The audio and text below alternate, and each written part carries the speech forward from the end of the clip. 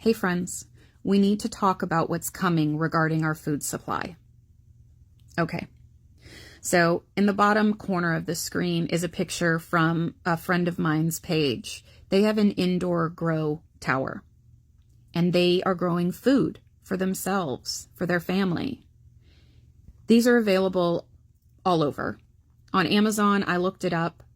They're anywhere from $100 to about $1,500. So it's expensive. Not everybody can grow food in a garden outside.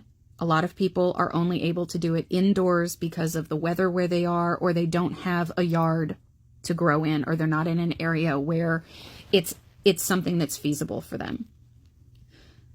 But you also need to be aware that in addition to the empty fields in Florida where crops are already not being picked, 30% of the grain in the U.S. is not going to be harvested. And the largest countries that produce grain crops are in conflict. Food prices are going to get significantly more expensive. You might not think that it's going to matter, but these immigration laws in Florida, that's just the start. There are similar laws being introduced elsewhere. It's going to get a lot more expensive to give your kid a glass of OJ for breakfast, if you can afford it at all. So right now, it might not matter, but you need to plant some food if you can. If you can't grow, hopefully you have a freezer that you can start storing food away, particularly produce, fruits and vegetables, because they're not going to be harvested. If you can bake your own bread, I recommend buying flour. Make your own pasta. Buy it. You have to start preparing now. You have to budget now. You're not going to feel the effects of it today, but you're going to feel it within the next quarter. And it's definitely going to get a lot worse over the next year.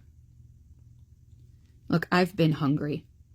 I know what it is like when the money runs out and there's only so much food left. And if the food runs out, you have to rely on charity. I know what it's like to only be able to feed your kids because you get government benefits. And right now, we don't even know if those programs will survive. It is imperative that we begin to prepare for having a food shortage, for having food costs skyrocket. They're going to blame somebody. They're going to scapegoat somebody.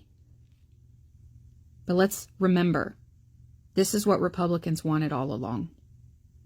Suffering.